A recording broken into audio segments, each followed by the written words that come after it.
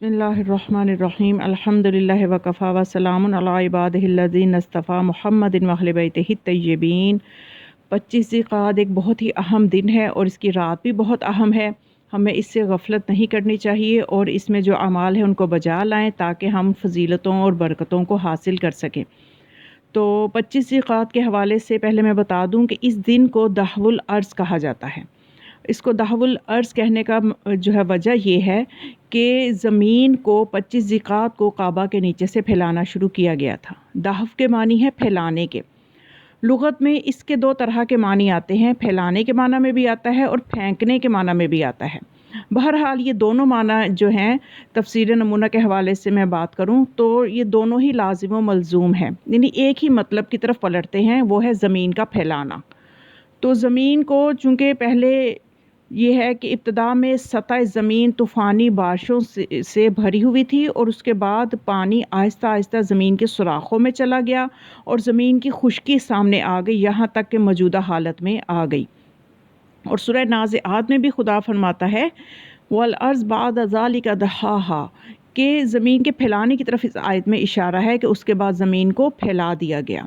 اور کتاب الفرقان میں جو کہ تفسیر ہے قرآن کی بالقرآن، یعنی قرآن سے قرآن کی تفسیر ہے، اس میں ایک روایت ہے امام علی علیہ السلام سے، مولا متقیان سے، ایک شامی مرد نے پوچھا کہ مکہ کو مکہ کیوں کہا گیا؟ تو آپ نے فرمایا اس وجہ سے کہ زمین مکہ کے نیچے سے پھیلنا شروع ہوئی۔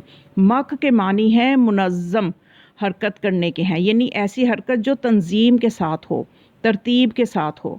اور دحوالارض کی تفسیر میں یہ آیا ہے کہ مکہ کے نیچے سے زمین پھیلنا شروع ہوئی اور پھر حرکت کرنے لگی۔ تو اسی طرح سے اسی لیے امام علی علیہ السلام سے بھی یہ مروی ہے کہ کعبہ کا فرش جو ہے، فرش کعبہ کے نیچے سے، یعنی زمین کو جب خلق کیا تو اس کا فرش کعبہ کے نیچے سے پھیلانا شروع کیا گیا، پھر اسے پانی پر پھیلا دیا۔ تو اس لیے اس دن کو دحوالارض بھی کہا جاتا ہے۔ اور اس دن کے روزے کی بہت زیادہ فضیلت ہے کہ امام علی رضا علیہ السلام جب مرو پہنچے تھے تو اس دن 25 ذیقعدہ تھی، تو آپ علیہ السلام نے فرمایا کہ میں نے بھی روزہ رکھا ہوا ہے، آپ سب بھی روزہ رکھیں۔ تو جب لوگوں نے پوچھا کہ مولا آج کے دن کی کیا فضیلت ہے، تو آپ نے فرمایا کہ آج کے دن کی جو ہے فضیلت اس طرح سے ہے کہ آپ نے فرمایا کہ آج کی یعنی 25 ذیقعدہ کی جو رات ہے، آج کی رات میں حضرت ابراہیم اور حضرت عیسیٰ پیدا ہوئے اور زمین کو کعبہ کے نیچے سے بچھایا گیا۔ اور اس شخص اس دن میں روزہ رکھے گا تو اس کے لیے بہت سی فضیلتیں ہیں جو کہ مختلف روایتوں میں مختلف آئی ہیں۔ ایک روایت میں آیا ہے کہ جو اس دن کا یعنی 25 ذیقعدہ کا روزہ رکھے اس کے لیے 70 سال کے روزوں کا ثواب ہے۔ ایک روایت میں آیا ہے کہ اس دن کا روزہ رکھنا 70 سال کے گناہوں کا کفارہ بن جائے گا۔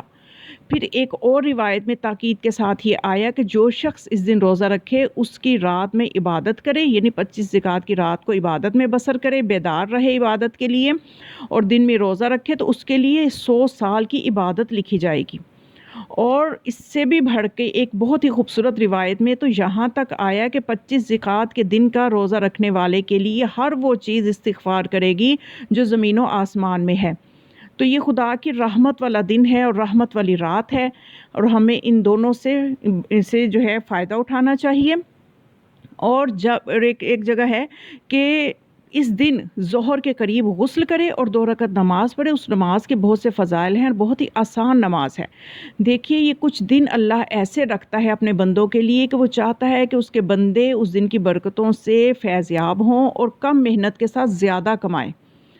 اور بالکل یہی بات ہے کہ اب ہم اس دن ایک دن روزہ رکھیں گے تو کتنا کچھ ملے گا، 100 سال کی عبادت کا ثواب، 70 سال کے گناہوں کا کفارہ، اور اس طرح سے اور بھی یعنی ہر چیز استغفار کرے گی، وگرنہ اگر ہم وہ روزہ نہ رکھیں تو ہمیں یہ سب چیزیں نہیں ملیں گی، اور یہ روزہ ہم کسی اور دن رکھیں تو یہ سب کچھ نہیں ملے گا۔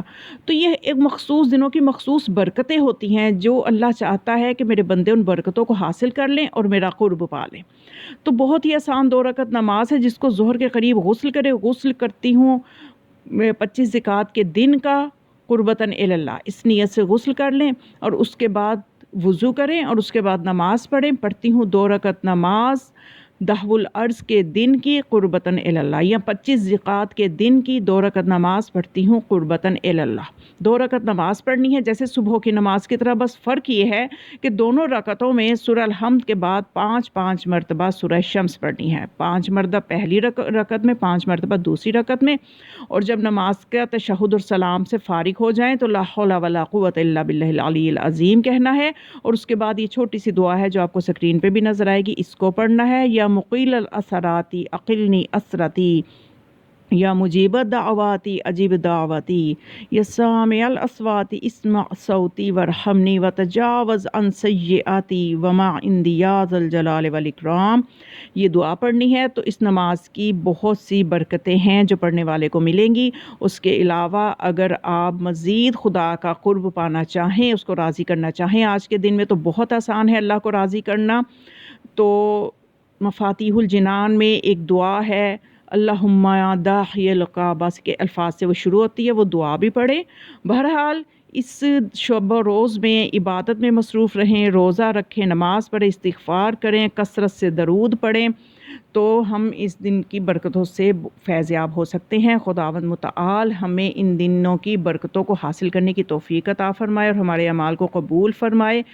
اس ویڈیو کو آپ ان معلومات پہ خود بھی عمل کریں اور اس ویڈیو کو شیئر کریں، سبسکرائب کریں میرے چینل کو، تاکہ یہ علم پھیلے اور علم کے پھیلانے میں آپ کا بھی حصہ ہو جائے۔ والسلام علیکم ورحمۃ اللہ وبرکاتہ۔